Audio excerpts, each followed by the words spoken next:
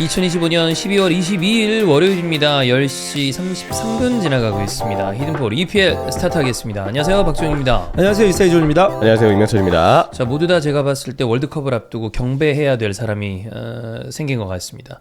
남아공이랑 우리가 또 같은 조 아니겠습니까? 아프리카는 부두술이 있죠. 하지만 대한민국에는 추맨이 있다. 어제 직접 5초 만에 말이 현실이 되는 맨유는 실점하지 않을 것 같다 하자마자 곧장 모건 로저스의 원더골이 터지는, 저는 이미 이것을 오랫동안 경험해온 바 있습니다만, 제가 이제 가장 놀라웠었던 거는 예전에 제주 경기였을 거예요. 옵튜브였어요. 형이랑 이제 K리그 중계를 하고 있는데 이 선수 참 좋네요 하자마자 15초 만에 교체를 시키더라고요. 그래서 아니 그럴 상황이 아니었거든요. 그래서 이런 일이 벌어지는구나 라고 했는데, 이번에는 그 시간이 조금 더 짧아져서 맨유는 실점하지 않을 것 같아 이후에 정말 10초도 되지 않아서. 근데 이제 어떤 분은 댓글에 그러더군요. 수신상의 스트리밍의 딜레이를 생각하면 어쩌면 말과 동시에 이루어질 수 있다. 현장에서는. 실제로는 그렇죠. 맞아. 예. 대단한 일을 우리는 목도했습니다. 제일 웃겼던 게 형이 옆에서 경위로 하시면서 보는 게 좀 재밌었어요. 대단했고요. 그 이후에 경기 안에서 뭐 레이시를 라세이라고 부른 거는 그냥 이제 예능에 불과했고요. 어찌 보면 이제 그것은 그냥 예능입니다. 왜냐면 이제 형이 영어 이름을 사실 어려워. 영어 이름이 이게 그냥 우리가 생각하는 영어식으로 읽어야 되는지 아니면 유럽 축구 선수들 가끔 보면 그냥 있는 그대로 읽어야 되는 경우들이 있잖아요. 그거는 뭐 당연히 그럴 수 있는데, 어제 그 장면은 얘기한 다음에 충분히 이루어지. 사실 이미 뉴캐슬 대 첼시 경기에서는 그게 이루어진 바가 있었어요. 이 경기 절대 첼시는 뭔가 성과를 이뤄낼 수 없을 것이다라고 그랬는데 2대2가 됐고, 주앙패드로 골을 넣을 수 없을 것이다라고 그랬는데 골을 넣었고요. 이미 전조 증상은 있었습니다. 우리가 마치 그런 거 있죠. 이상한 심해어가 나타났을 때 징조가 이상하다. 이런 이상한 갈치가 나타나고 심해어가 나타났을 때 자연재해 징조가 아니냐. 그런 얘기를 했는데, 뉴캐슬 첼시전에서 이미 한번 우리가 뭔가 조짐이 이상한데, 그리고 어제 빌라와 맨유전에서 우리는 자연재해 그 이상을 직접 보았다. 많은 분들이 뭐 이제 영주 형이나 박문성 형님이나 이런 얘기를 하는데, 그분들은 이제 그거를 세레모니화 시킨 분이고요. 이건 아까도 얘기 드렸지만 자연재해에 가깝습니다. 제가 이제 그 맨유 경기만 그렇게 얘기를 했으면, 그런 상황 나왔으면 이런 얘기를 하려고 했어요. 그러니까 뭐냐면 워낙 많은 중계를 입중계하다 보니까, 그리고 저희가 입중계를 하다 보면 정식 중계가 아니기 때문에 소위 말해서 그냥 이런저런 얘기 다 하잖아요. 그러다 보니까 얻어걸치는 게 있을 뿐이다 라고 말씀을 드리려고 했는데, 첼시 경기까지 얘기하다 보니까 이번 라운드는 좀 많이 이제 좀 이렇게 좀 걸리지 않았나. 자, 그리고 이번 주말에 있는 첼시와 아스톤 빌라의 경기에 아마 주원 형이 이제 일정 때문에 제가 중계를 할 텐데, 그 경기에서 만약 첼시가 승리한다, 빌라의 10연승이 끊기고 첼시가 승리한다? 이거는 명확한 현상이다라고 얘기해도 틀리지 않습니다. 진지하게 저는 첼시 팬들이 주원이 형, 근데 저희가 진짜 막 너무 과격하게 얘기하는 거 아닌데 정말 첼시를 그만 응원해 주시면 안 되나요라는 얘기에 저는 굉장히 큰 공감을 하고 있고요. 근데 저는 사실 근데 아예 안 지진 않았어요. 제가 입중계할 때. 근데 이긴 경기가 한 번 정도밖에 없어요. 없을 거예요. 제가 기억하기로 한 번인가 말고는 없을 거고요. 공교롭게도 형이 잉글랜드에 가 있는 동안은 첼시가 2연승을 했고요. 맞아요. 돌아오자마자서부터는 흐름이 좋지 않았습니다. 그러고 난 다음에 뉴캐슬 대 첼시 경기에서는 비긴 것뿐만이 아니라 그냥 단순히 첼시가 못 이긴 게 아니라, 아까도 얘기 드렸지만 아무것도 할 수 없을 것이다, 곧장 동점, 주앙패드로 골 못 넣는다, 득점 성공. 그러니까 골 못 넣는다가 아니고 그 경기 분위기를 봤을 때 안 쉽지 들어갈 것 않아 같은데. 보인다. 뭐 부진하다. 잘해라. 약간 이런 느낌이죠. 저는 그리고 이제 어제 그 모건 로저스의 득점 장면에서도 이제 좀 의아했었던 거는, 저는 형이 주문을 걸었다고 봅니다. 왜냐하면 그 경기가 아까 어제도 라이브 때 말씀드렸는데 0대0 상황이었다고 그러면 저는 형의 얘기가 이해가 가요. 근데 1대1 상황이었죠. 분명 먹혔거든요. 이미. 이미죠, 맞아. 야, 골 먹힐 것 같지가 않아부터 아이러니합니다. 그거서부터 저는 이미 약간 그 중세 시대의 마녀. 마녀가 김다미만 있는 게 아닙니다, 여러분. 근데 마녀 하니까 어제 요로가 왜 얼탔는지 알겠네. 어. 그 이제 요로는 분명 몸으로 저 따라가야 되는데 했을 안 텐데 되는 거야. 막히 안 되는 거죠. 아, 예. 저주지 저주. 네. 그래서 이제 대형 커뮤니티와 많은 축구 커뮤니티들에서도 이 정도 이거는 진짜 야 이거 뭔가 확인해봐야 되는 게 아니냐. 네. 왜냐하면 진짜 동시에 이루어진 거랑 다름이 없어요 이거. 제가 진짜, 댓글을 봤는데 잠깐만요. 사실 근데 네. 얘넌 머리에 못 왜요? 알고 있는 거예요? 꼭다리에? 이거요? 아니 위에요. 그거요. 아, 이거 세모자야? 세모자예요. 아니 이게 야 이거 세배 온 거 아니에요? 그래서 세벼 안에 걸려져 있는 거. 아니 진짜 뗄 새가 이거 없지. 토요일날 거니까. 토요일날 덕현이 형이랑 콜렉트콘 행사 하고 선물 받아온 거라서 콜렉트 콜이요? 그 콜렉트콘 콜이 아닙니다 이게. 아 예. 콜렉트로는 이제 그 전화를 직접 받는 분이 이제 받는 부담받는. 그거죠. 네. 예. 그거 아니 이거 그 저기 저녁에 우리 촬영 때문에 그 원인 코치님네 거기 금파 가요. 예. 그 대나무 헬리콥터라서 이거 대나무 도라에몽이 준 거거든요. 네, 대나무 헬리콥터 타고 갈 거라서. 아, 이거 훔친 거 아니죠? 아 진짜 아니에요. 그럴 리가.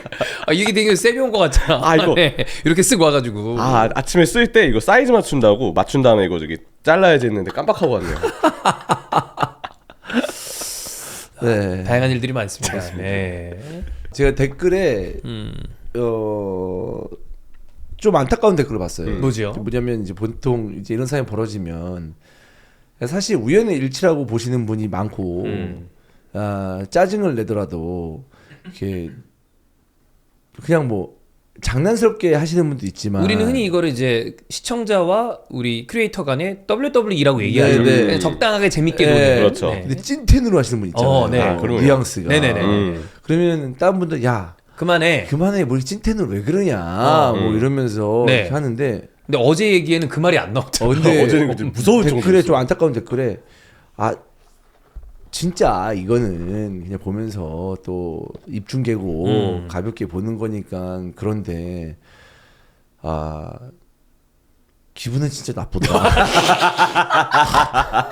기분은 썩 좋지 않더라. 그 진짜 리얼이거든요. 이거 내가 추면 보면서 기분은 썩 좋진 않았다. 뭐 이게 정말로 그냥 평화롭게 말씀해 주시는 네네네. 댓글이어서 예. 더더욱 또 뭔가 미안했습니다. 뭔가 좀 진심이 느껴져요. 그렇습니다. 네. 이게 정말 그 공교롭다라는 네. 표현이 맞는데 이런 일들이 막 많이 벌어지니까 야. 제가 지나가면서 그런 얘기를 봤어요. 그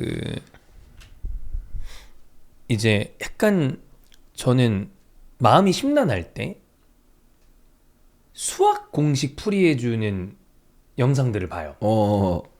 공식 불이 네. 정승재 강사님 혹시 뭐 보시나요? 한석원 선생님이 한석원 선생님 그런 거 이렇게 보고 있으면 약간 마음이 평안해질 때가 있더라고. 근데 그런 겸사 또 재밌는 걸로 그 천문학이나 과학 유튜브들을 보시는 분들도 있잖아요. 근데 이게 제가 지나가면서 본 거랑 맞는 얘기인지 모르겠는데 시간이라는 개념 자체가 원래는 존재하지 않는 건데 이거를 그냥 인간이 부여했을 뿐이다. 그러니까 그거를 다시 달리 해석해 보면 과거, 현재, 미래는 이미 다 펼쳐져 있는 건데 우리가 그렇게 인식할 뿐이다. 이거는 이제 좀 철학적인 문제로 가면 철학적이네. 좀 결정론적인 그러니까 모든 게 이미 다 그냥 모든 게 다 결정돼 있다. 그래서 저는 그 주원이 형이 그거를 관통하는 4차원의 인물이라고 봐요. 현재, 미래, 과거 모든 것들을 이미 다 알고 있는데 본인은 인식하지 못하면서 뱉는 말마다 진짜가 되는 거죠. 네. 어바웃 타임이야. 뭔가 어디서 봤기 때문에 얘기한다. 네, 그렇지. 기시감인데 모르는 거야. 데자뷰인가? 근데 네. 저는 이제 어제 만약에 정말 방점을 찍으려면 솔직하게 얘기 드리면 솔직히 빌라 갖고 넣을 것 같아요. 그랬는데 그때 갑자기 빌라 공격을 하더라고요. 근데 진짜 느낌이 이거 진짜 이거 들어가면 이거는 너무 소름 돋는데 근데 다행히 무위로 돌아갔어. 자, 그래서 그 얘기는 좀 우리가 시간상으로 봤을 때 빌라 메뉴가 가장 끄트머리에 있었기 때문에 네. 뒤로 빼는 걸로 하고요. 이번 라운드 중에 이제 리즈랑 수정군 경기를 간단하게 얘기하고 우리가 흔히 얘기하는 메인 매치로 가도록 하겠습니다. 리즈가 굉장히 분위기를 올리고 있는데 형철이도 한번 얘기한 바가 있었지만 패배를 한 경기임에도 불구하고 맨시티전에서 분전했었죠. 그리고 그때 그 경기에서 백3 혹은 백5로 변환을 하면서부터 경기력이 굉장히 좀 상승을 했고 그리고 결국 물론 뭐 수정궁이 최근에 아주 좋은 것만은 아닙니다만 왜냐하면 유럽 대항전이랑 병행을 하면서 좀 체력적으로 어려워하더라고요. 근데 4대1로 대승을 하면서 칼버트 루인도 좋은 활약. 어쨌든 리즈가 제법 상승세입니다. 파르케를 저는 좀 달라졌다라고 평가를 하고 싶은데 노리치 감독의 때도 뭐 아예 다양한 시도를 안 했던 건 아니지만 네. 리즈를 이끌고서는 확실히 전보다 유연성이 더 좋아진 것 같아요. 챔피언십에 2시즌 머무는 동안 한 시즌 뭐 리터를 중심으로 좀 플레이를 만들어가려 했었던 거나 승격을 이룰 때는 흔히 이야기하는 인버티드 풀백처럼 풀백을 네. 안으로 좁히고 윙들과의 연계를 측면에 잘 맡기면서 굉장히 지배적인 축구를 하면서 아마 승점 100점 그래서 엄청난 승점과 함께 챔피언십 우승을 달성을 하고 올라왔죠. 올라와서는 롱볼로 전환을 했어요. 칼버트 루인이나 뭐 아니면 그 은메차 같은 선수들 예. 공격수를 데려와서 다 키가 크잖아요. 롱볼을 활용하는 그런 역습 전술을 공격 전술을 펼치려고 했는데 초반엔 그게 좀 괜찮나 싶다가 점점 막히니까 그러면서 꺼내든 게 3-5-2 전술이었습니다. 뭔가 파르케 감독이 그때 전술적인 임기응변을 하는 모습이 좀 되게 좀 놀랍고 이 전술이 되게 밸런스가 좋아요. 그리고 그걸 수행할 수 있는 선수들의 장점이 확 갖춰져 있는 팀이죠. 그게 대표적으로 칼버트 루인인데 이 경기만 하더라도 칼버트 루인이 멀티골을 넣어서 지금 폼 자체가 꽤 좋음을 확실히 좀 알리고 있는 그런 단계라고도 생각이 또 듭니다. 그렇습니다. 그래서 리즈 첼시전에서 리즈가 승리한 게 우연의 일치가 아니다. 그리고 칼버트 루인이 지금 5경기 연속골이에요. 오, 그러니까 뭐 사실 이때쯤부터 분전하는 선수들이 마지막에 내년 월드컵 대표팀에 승선하는 경우들이 있습니다. 칼버트 린도 아마 거기에 동기부여를 좀 얻을 수 있을지 모르겠습니다만 투엘도 분명히 지켜보고 있을 거고 리즈의 상승세가 좀 주목된다 정도 보면 될 것 같고 이제 메인 매치로 가겠습니다. 일단 뉴캐슬 대 첼시 2대2 무승부고요. 그 다음에 주원이 형이 이제 입중계를 했는데 먼저 한번 다시 형이 전체적인 경기에 총평을 해주시면 물론 볼테마데와 리스 제임스의 어떤 분전이다라고 얘기할 수도 있겠지만 또 형이 볼만한 어떤 포인트를 짚어주실 수 있을 테니까 뭐가 좀 주목이 됐나요? 일단 전반전과 후반전이 다 달랐습니다. 그러니까 전반전 같은 경우에는 뉴캐슬이 좀 잘했던 경기였었고 스코어에도 나오듯이 후반전에는 뉴캐슬이 전혀 에너지를 쓰지 못했다. 되게 뭔가 좀 특별한 변화가 있었다고는 말할 수 없는 첼시였는데 후반전에 물론 이제 뭐 전반에 락커 들어가서 전체적인 어떤 동기부여도 새롭게 할 수도 있고 디테일한 어떤 전술적인 변화를 줄 수 있었던 첼시였지만 후반전에 에너지가 좀 많이 떨어진 전반에 비해서 뉴캐슬의 모습을 봤을 때 이게 좀 스쿼드가 지금 굉장히 좀 망가진 상태잖아요. 뉴캐슬이 부상자도 너무 많고 그래서 거기서 오는 좀 이 여파가 시간이 가면 갈수록 뉴캐슬에게 가해진 게 아닌가라는 생각이 들 정도였으니까 그래서 그런 부분에 있어서 좀 뉴캐슬이 좀 안타까워 보였고 더 돋보였던 것은 그럼으로써 이제 정말 중요한 에이스가 이럴 때마다 필요하구나라는 것이 이제 리스 제임스의 활약. 그러니까 저는 후반전에 첼시가 그래도 전반의 부진을 탈피하고 득점을 할 수 있었던 것은 당연히 리스 제임스의 프리킥도 당연히 중요한 부분이지만 전체적인 분위기를 리스 제임스가 그래도 주도를 한다. 멱살을 잡았어요. 그러니까 멱살을 잡고 끌어올렸다가 아니고 떨어지는 팀을 멱살 잡고 버텼어요. 버텼다. 전반전에. 그 낭떠러지에서 이렇게 그런 것처럼. 이게 버텨줬어요. 그냥 정말 전반전에 좀 짜증났었거든요. 너무 못해가지고. 그랬는데 그나마 볼만한 패스. 그나마 지금의 상황에서 저건 희망이야. 라고 보여준 패스들, 앞쪽으로 넣어주는 패스들이 다 리스 제임스에서 좀 나왔거든요. 네. 그래서 저는 이날 경기에서는 리스 제임스가 왜 필요한지 그리고 저는 어느 정도까지 입중계하면서 얘기했냐면 풀백이란 포지션을 무시하는 건 아닙니다만은 그래도 이제 우리가 축구를 봤을 때 득점하는 선수 그다음에 이제 전체적인 포지션을 봤을 때 다 아우렀을 때 득점하는 골게터 그다음에 뭐 골키퍼 최후방 수비수 그다음에 경기를 조율하는 미드필더 그다음에 그 뭐 빠르게 측면을 돌파하는 윙어의 공격수 다 이게 비교해봤을 때 가장 영향력이 적은 포지션을 그냥 전통적으로 우리는 풀백이라고 봤잖아요. 예전에는 그렇게 많이 얘기했죠. 농담식으로도 얘기를 했었고. 게리 네빌도 뭐 그렇게 얘기했었으니까. 그런 거를 이제 생각해봤을 때 리스 제임스가 보낸 풀백 시절이 아깝다. 라는 생각이 들 정도였어요. 야 이거 그냥 경기 지배하게 가운데 갖다 놔야 된다 얘는. 뭐 실제로 이렇게 생각이 들었어요. 한 명이 모자란 경기임에도 불구하고 분전을 할 수 있었던 첼시 대 아스날 경기에서 그 경기 결과가 그렇게 나온 건 리스 제임스 때문이에요. 그거 아니었으면 저는 아스날이 이겼을 수도 있다고 봅니다. 약간 규격 외의 활약을 하는 경기들이 이렇게 보이는데 이번 경기도 마찬가지였고요. 아니, 말도 안 돼요. 그러니까 저는 오히려 후반전 득점보다 전반전 그렇게 분위기가 안 좋았던 상황에서의 한 두세 번의 패스가 더 인상적이었습니다. 리스 제임스 올 시즌 진짜 잘하는 것 같아요. 맞아요. 그리고 중요한 경기마다 오히려 되게 도드라지는 활약? 약간 와 원맨쇼가 아닌가라고 느낌이 들 정도의 활약들을 하는데 뭐 아스날전 이번에 뉴캐슬전도 그랬지만 그 리버풀하고 경기할 때도 네. 리스 제임스 패스하고 전환하는 게 좀 그래. 그때 좀 많이 보였거든요. 경기 운영을 참 잘하더라고요. 그래서 어느 위치에 있건 일단 거의 미드필더스러운 장점을 항상 갖고 가는 선수이기 때문에 그리고 당연히 글에 대한 신체 조건 경쟁력도 상당히 좋은 선수고요. 올 시즌에 이 정말 물 올라 있는 폼은 정말 여러 번 강조돼도 좀 모자랄 게 없다고 생각이 들 정도입니다. 이거에 더해서 사실 이제 뉴캐슬이 공격했을 때 중요한 상황에 리스 제임스가 태클로서 막아내는 장면이 있어요. 근데 막아내고 나서 포효하는 장면이거든요.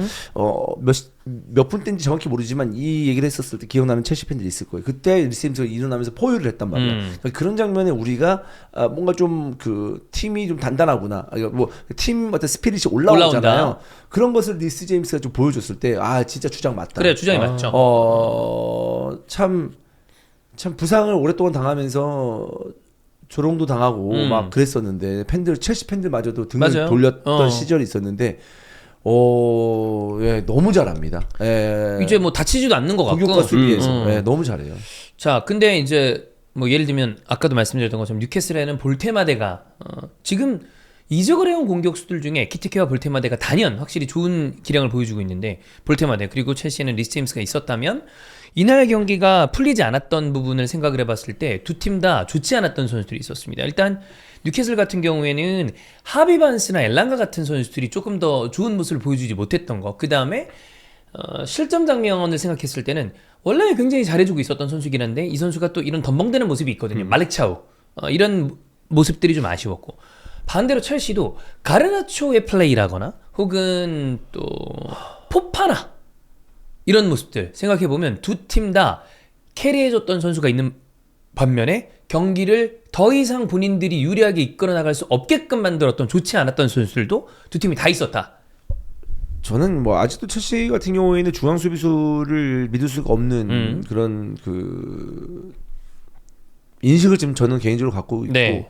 저는 가르나초뿐만 아니라 네토도 그래요. 페드로 네토. 네, 네토도 마찬가지고 양쪽 윙어들의 정확도가 너무 떨어지고요. 특히나 이제 네토보다 가르나초가 더 눈에 띄는 이유는 뭐냐면 마지막 순간, 그러니까 박스 근처에서 본인의 발을 떠난 최종 플레이, 즉 패스나 슈팅이잖아요. 박스 근처에서는. 그죠. 근데 패스, 즉 크로스를 할 때도 앞에 수비수가 있어. 좀 각도를 좀 주면은 뒤쪽에서 뛰어드는 선수를 줄 수도 있지 않을까라고 하는데 여지없이 수비수가 서 있는 쪽으로 패스를 주면서 막힌다거나 네. 반대로 이거는 꺾어줄 게 아니야. 전 앞쪽으로 쇄도에 들어간 선수에게 골키퍼와 수비수와 공격수 3명이 모이는 그 어느 지점 있잖아요. 거기다 갖다 줘야 돼. 왜냐면 정확히 너무 주기가 어려워. 그러니까 거기다 싸움을 붙여야 돼. 그죠. 그러면서 우당탕당 되면서 쇄도에 들어간 선수가 잘 몸을 날리면서 발을 건드리면 득점이 되던가 거기서 볼이 튕겨져 나오면 두 번째 찬스가 만들어지던가 뭐 이런 장면을 기대하게 되는 크로스나 패스가 들어가야 되는데 여지없이 수비를 마치는 그래, 그런 게 없어. 그게 한 두세 번이 나오니까 승질이 나는 거야. 이거 짜증나요 이런 거. 그래서 가르나초가 참 생각 없이 공차구나. 그리고 찬스가 있었을 때 똑같은 플레이로 슈팅을 날려먹는. 처음에는 와 좋았어 시도해볼만해. 그래, 괜찮아. 두 번째 또 똑같이 날려먹어. 한 번쯤은 다른 생각 해봐도 되지 않을까. 세 번째 또 똑같이 날려먹어. 야 그럼 이렇게 그게 되는 나오죠. 거야. 적당히 그만해. 네, 그만해. 맞아요. 이런 느낌.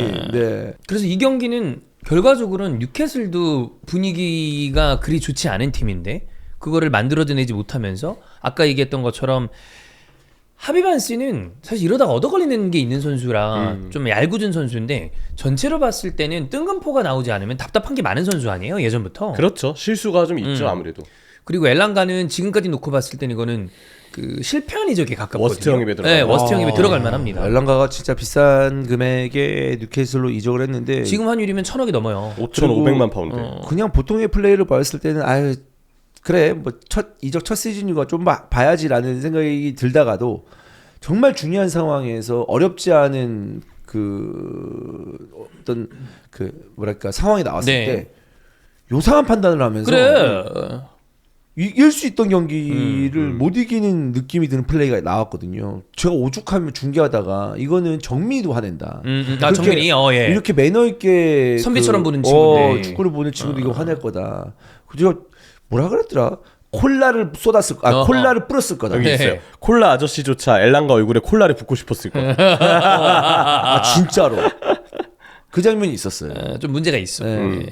그래서 뉴캐슬은 생각해 보면 볼테마데는 제대로 건져왔고 말릭 차우도 잘 데려왔다고 봐야 돼요. 근데 치아오는 예전 밀란 때도 정말 잘하다가 가끔 이런 미스들이 있었지. 집중력 문제가 네. 좀 나올 때가 있었어요. 근데 저는 뭐 이 정도면 그래도 괜찮다고 보는데 윗사가 데려왔음에도 불구하고 사실 지금까지 거의 못 썼던 선수나 마찬가지고 근데 그래도 본인이 나는 네이션스컵 안 가겠다. 양심 있으면 가지 말아야지. 팀을 위해서 일단 빠르게 뛰는 게 우선이다라는 얘기를 해서 저는 윗사는 그래서 앞으로는 잘할 거라 봐요. 일단 보류. 근데 엘랑가는 지금까지는 너무나 좋지 않았고 이런 거를 생각해봤을 때 뉴캐슬도 이적 시장에 대한 어떤 애로사항이 좀 있지 않았나라고 생각이 들고 첼시는 저는 이스테반 같은 선수야 이제 이번에 뭐 부상으로 못 나왔지만 그렇다 치는데 기튼시든 가르나초든 페드로 네투든 이 데리고 있는 이선 자원들의 퀄리티가 다 나쁘지 않거든요. 장점들이 있어요. 근데 다 또 확실하다라고 얘기할 만한 선수도 없어요. 그래서 좀 애매한 자원들이 너무 많은 거 아닌가? 라는 생각이 드는 첼시죠. 플레이를 더 잘해야 되는데 거기서 더 나은 플레이가 안 나오다 보니까 답답한 것 같아요. 그죠?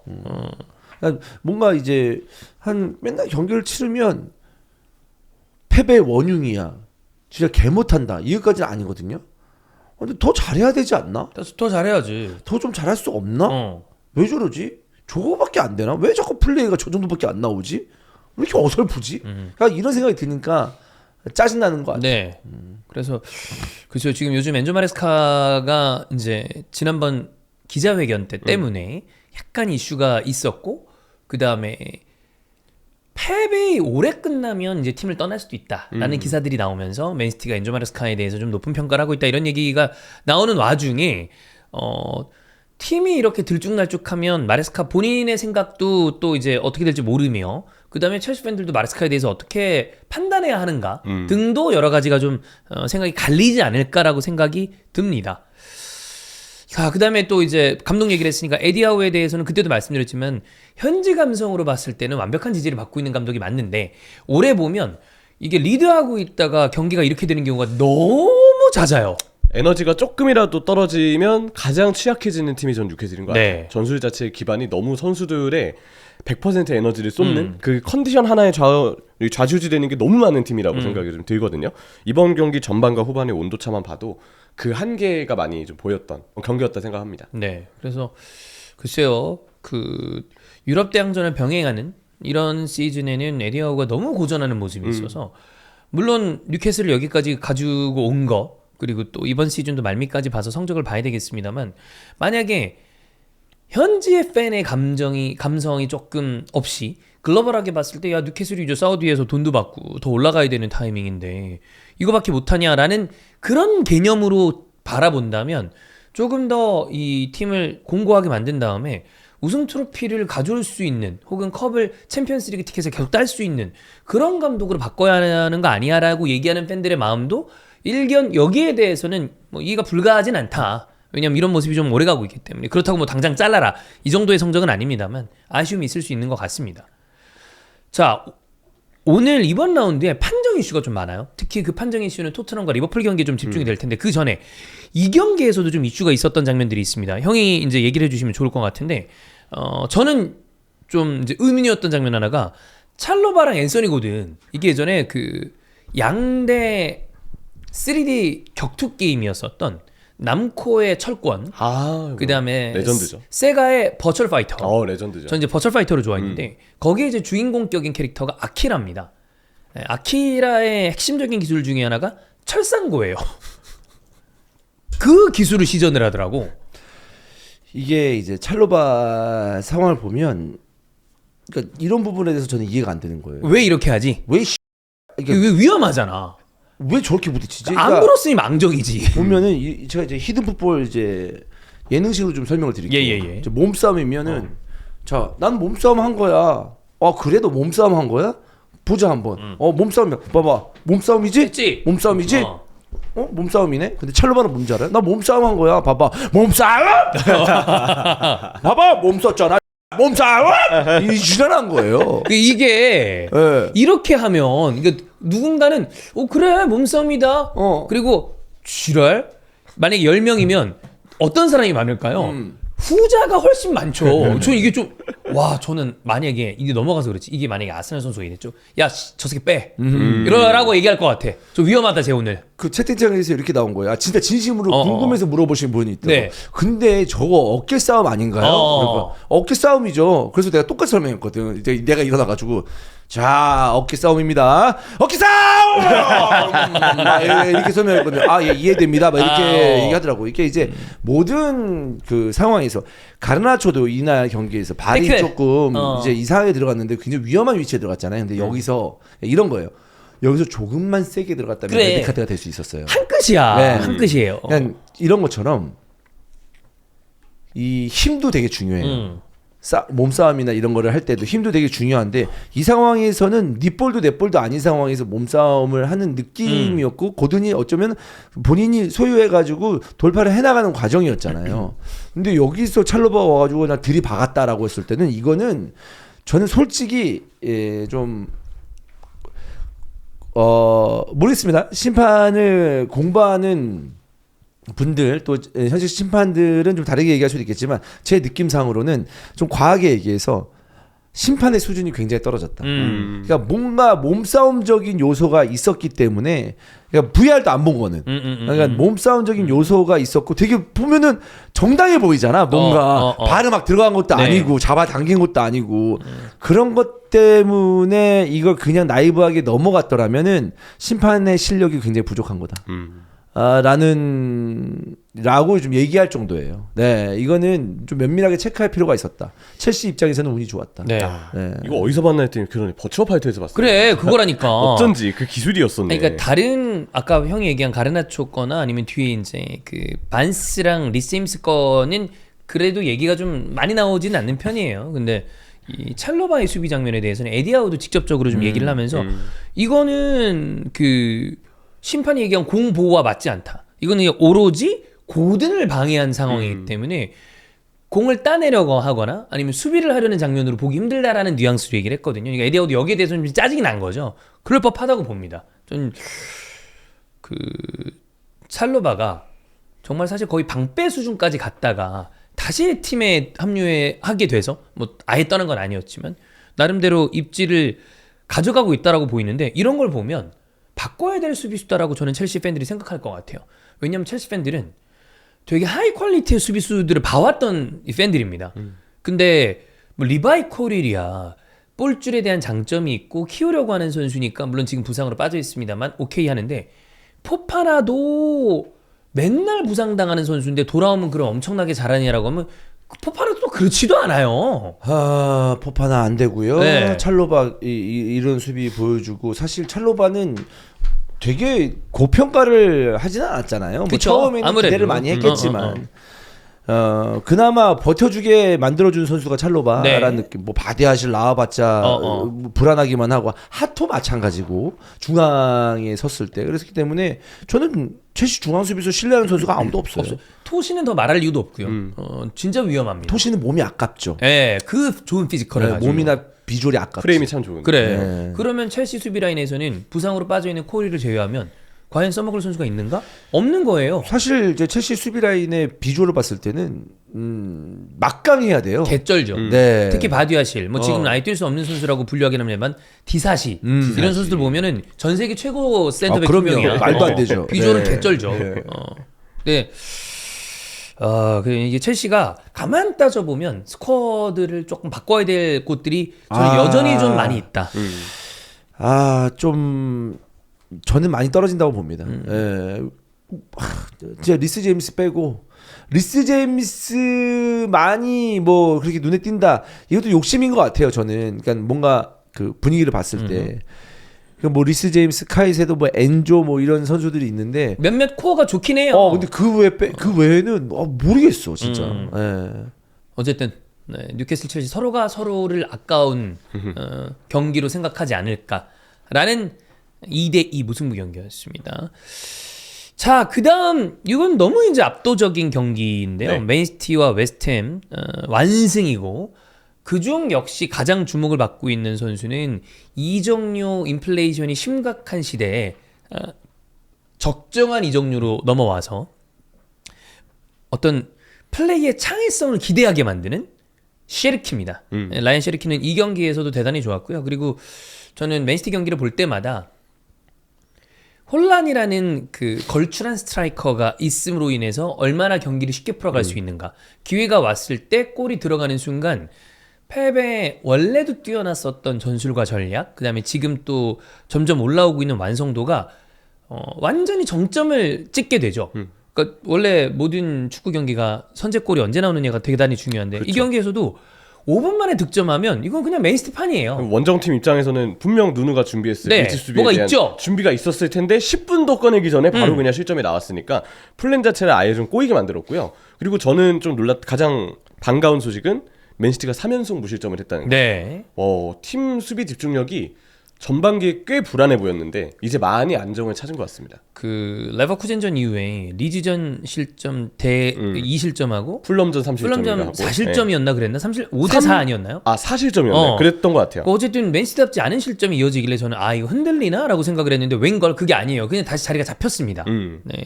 그리고 뭐 레인더러스도 좀 좋은 모습을 보였기 때문에 이 펩이 셰르키에 대해서 길거리에서 축구하던 선수처럼 뛴다라는 표현은 아마 그건 것 같아요.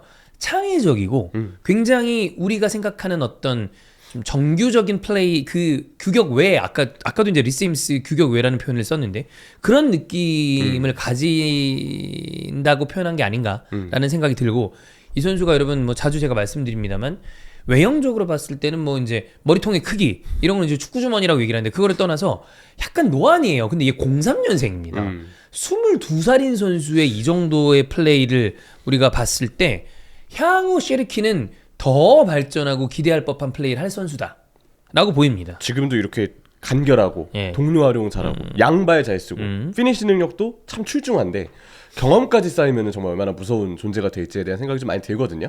그리고 측면에 대한 지원을 지금 뭐 예를 들면 세르키가 안으로 들어오든 뭐 마테우스 누네스 같은 선수들이 오버래핑을 하면서 사이드 측면 쪽에서의 어떤 지원을 잘 해주고 있지만 여기서 더 동료들과의 호흡이 올라오고 스쿼드가 더 안정됐을 때 셰르키는 더 잘할 것 같다는 생각이 들어서 진짜 앞으로 많이 기대가 좀 되는 선수예요.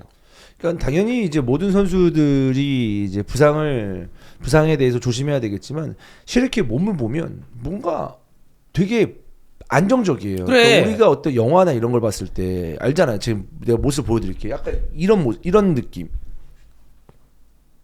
약간 이런 느낌. 이렇게 약간 꾸정한 좀 있어요. 이런 느낌 영화나 어떤 캐릭터를 봤을 때 되게 그런 캐릭터들이 단단하고 강하잖아. 그쵸. 이렇게 돼가지고 약간 그러니까 그 방어력 개 높은 맞아. 캐릭터들 있지 판타지 쪽에서 밸런스가 좀 맞고 그다음에 목도 두껍고 막 맷집이 센 그래서 느낌? 맷집이 센 느낌. 그래가지고 그런 밸런스가 몸에 좀 잘 잡혀 있는 선수고. 근데 기술은 엄청 창의적이고 진짜. 제가 이제 뭔가 저 선수한테 가면 되게 뭔가 시간과 공간이 좀 뒤틀리는 듯한 느낌이 든다. 너무 느리게 가거나 막 너무 빠르게 가거나 막 그런 그 표현을 한 경우가 있는데 제가 가장 최근에 얘기했던 선수 아니 유일하게 얘기했나요? 저는 오나나한테만 볼 가면 골키퍼 안드레랑 저기 골키퍼 오나나 안드레가 맞아요. 안드레지. 딴 오나나지. 골키퍼 오나나한테 가면 저는 그 맨유의 축구가 굉장히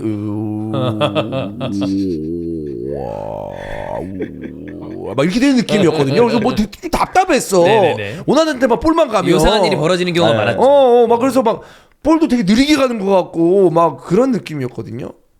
근데 되게 긍정적인 의미로 셰르키가 볼 잡으면 쉐르키가 그 시간과 공간을 지배하는 듯한 느낌이 들어요. 이거는 긍정이야. 아까는 부정이었다면 오나나는. 오나나는 무조건 볼만 잡고 이상해. 그래. 쉐르키는 자기가 빠르게 하고 싶으면 빠르게, 그러니까 느리게 템포 조절을 하고 싶으면 느리게. 본인 마음이야. 그렇게 자기가 조절하는 느낌이 들어가지고 맨시티 공격에 엄청난 영향력을 지금 발휘하고 있다.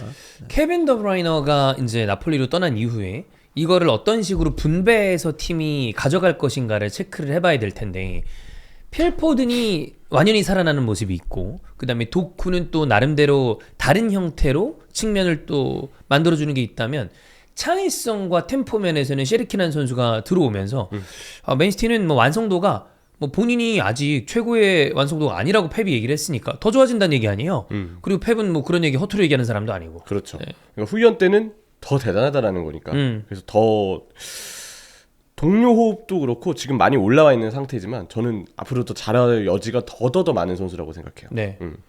그리고 저는 뭐 셰르키가 잘하고 있는 거랑 별개로 그 의견에는 변동이 없습니다. 최근 2, 3년 내 맨시티 최고 영입은 전 여전히 돈나룸마라고 생각합니다. 후방 지역에서 돈나룸마가 가지고 있는 어떤 그 아우라. 가장 인상적이었던 게 웨스햄이 뭐 몰아붙여서 슈팅을 때렸을 때 도나루마가 얼굴로 막아내는 장면이 있어요. 있어요. 네. 그게 이제 보통 우리가 얼굴로 막아냈다고 하면 대단한 집중력 그리고 정신 몸을 아끼지 않은 플레이. 근데 그거는 본인이 얼굴을 막고 싶어서 막은 것보다는 와서 맞은 거에 얼굴 와서 가깝지, 그래. 와서 맞았거든요. 그럼에도 불구하고 돈나룸마기 때문에 얼굴을 막은 거다. 난 면상으로 막은 거야. 저것마저도 그래. 돈나룸마의 능력이다. 라는 거거든요. 네. 당연히 그렇게 표현해 하는 게 맞고. 그러니까 저런 부분이 안정감을 팀한테 심어주는 거예요. 그리고 상대 공격수나 그 득점을 해야 되는 포지션의 선수들에게는 부담된다. 돈나룸마다. 저 99년생. 좀 저거 들어갈 수 있을라나? 이런 생각을 좀 갖게끔 만드는 골키퍼죠. 아마 이 장면에서 예를 들어서 진짜 빡빡한 경기야. 뭐 리그 우승을 다루는 아스날과의 경기였어. 아니면 뭐 챔스 4강급 이상이야. 근데 이 3대0 상황이 아니고 0대0 상황이었는데 어떤 팀이 막 몰아쳤어. 근데 돈나룸마가 얼굴로까지 막 이렇게 맞췄단 말이야. 그럼 상대팀이 이렇게 얘기할 거. 아니 저것도 얼굴로 저렇게 막아내면 그래, 어떻게 너라는 거야. 이런 얘기 답도 없네. 그렇게 하죠. 상대팀 입장에서 그게 나온다니까요. 약간 그 느낌을 형철이가 받아봤잖아요. 쿠르투아한테. 그 골키퍼 캐리는 그래 이게 그냥 막막해요. 꽂히는 날에 쿠르투아 이런 골키퍼들이 상대를 굉장히 좀 좌절스럽게 만드는데 돈나룸마도 사실 그런 유형의 골키퍼 중에 하나잖아요. 그렇죠. 저는 뭐 대단하다라고 생각이 들고 그리고 이 경기에서 또 흥미로웠던 포인트는 마테우스 누네스를 후반전 중반에 또 미드필더로 기용을 했는데 누네스가 그 브랜트포드하고 카라바오컵 경기 때도 마지막에 미드필더로 뛰었거든요. 네. 근데 이 경기도 미드필더 자리에서 또 잘했어요. 그러니까 니코 곤살레스가 정말 잘하고 있는 선수고 맞아요. 팀에서 지금 어쨌든 로드리의 건강을 우리가 확신할 수 없기 때문에 일단은 니코 곤살레스에게 되게 많은 부담을 좀 주고 있었던 상황인데 아마 팀에서는 니코 곤살레스가 혹시 못 나올 때를 대비해서 마테우스 누네스를 그 자리에 계속 쓰면서 여러 가지 실험을 좀 하는 것 같아요. 네. 다행히 풀백에서 마테우스 누네스가 자신감을 좀 쌓아서 그런지 전보다 미드필드에서 뛸 때 플레이가 확실히 더 좋아진 부분이 많아요. 그래서 공격 저지라든지 태클이라든지 이런 부분들을 좀 잘 해줘서 마지막에 시간대에 있었던 실험이긴 한데 그냥 가볍게 볼 건 아닌 것 같다. 네. 괜찮은 포인트도 당연히 맨시티가 앞으로 이 덕분에 여유를 좀 가질 만한 부분도 좀 있을 것 같다는 생각도 좀 들었습니다. 그리고 뭐 홀란드 말할 필요도 없죠. 그것만 얘기해 드려도 될 것 같아요. 호날두 골 제쳤습니다 지금. 네, 지금 104골 넣었거든요. 그걸 제쳤다라고 하면 지금 홀란드가 이미 이거 약간 이 선수의 골을 넣는 어떤 그 패턴이나 골 수가 너무 압도적이라 우리가 그냥 지나치는 경우들이 있습니다. 그 킹갓 같은 거 우리가 뽑을 때도 홀란드 제끼고 원래 뭐 이 정도 넣잖아요. 근데 그래서 그렇지 하나하나 따져보면 아까 얘기했던 것처럼 공격수가 팀에 확실하지 않아서 많은 돈을 들여서 지금 공격수들을 사고 있음에도 불구하고 그게 제대로 터지는 경우가 잘 없어요. 그리고 거기에 많은 팀들이 애를 먹고 있고 그런 걸 생각하면 홀란이라는 선수를 보유하고 있는 맨시티가 얼마나 강력한지를 이 기록에서도 지금 17경기 19골입니다. 경기 수보다 골이 많은 게 이게 사실 되게 기이한 일이에요. 그렇죠. 근데 그게 우리가 메시 호날두를 보면서 한번 깨졌잖아요. 그치. 근데 그럼에도 불구하고 여전히 이 기록은 어마어마한 기록인데 우리가 얘기하는 음바페, 해리 케인, 홀란 이런 선수들을 생각하면 그중에서 홀란이 가장 막냅니다. 2000년생이니까 말도 안 되는 기록을 써내려가고 있다. 특히나 평준화가 가장 잘 이루어졌다고 하는 프리미어리그에서 그죠. 상향 평준화죠. 이렇게 이제 득점을 한다는 것은 대단한 거죠. 네. 트래블 시즌 때 53경기 52골을 넣었거든요. 네. 그 전체 대회에서. 올 시즌 27경기 28골입니다. 전체 대회 기준으로. 지난 시즌이 44경기 31골이었는데 지금 아직 12월이 다 끝나지 않았는데 벌써 28골로 지난 시즌 전체 골에 이제 3골 차로 좁혔어요. 그래. 대단합니다, 훌란 선수. 이전에 이제 주원이 형도 한번 얘기한 적이 있었는데 커리어를 쭉 봤을 때 3경기당 한 골을 넣을 수 있으면 괜찮은 선수. 2경기당 한 골 넣으면 아주 훌륭한 그냥 공격수. 미친 선수지, 사실. 근데 여기 이런 이런 기록을 보여주는 공격수들은 말이 안 되는 선수들이죠. 예. 자, 그리고 우리 오늘의 메인 디시일 수도 있는 토트넘 대 리버풀의 경기로 가겠습니다. 리버풀이 승리를 했는데 리버풀이 승리를 했지만 이게 만신창이의 승리예요. 특히 지금 이삭은 온스테인 얘기로 봤을 때 다리 골절이 의심되고요. 크게 봤을 때 두 가지가 문제인데 하나는 돌아오는 어떤 시간이 아주 좀 먼. 그러니까 내년도 거의 사실상 시즌 말미일 가능성에 대해서 얘기가 되고 있고 또 문제가 다리 골절 이후에 재활이 잘 돼야 되겠습니다만 부상 복귀 후 폼을 좀 담보하기 힘들다. 아주 좀 좋지 않은 소식입니다. 그렇기 때문에 뭐 비르츠는 아마 그냥 경련인 것 같은데 이날 경기에서 이삭을 잃은 거는 너무 크지 않나?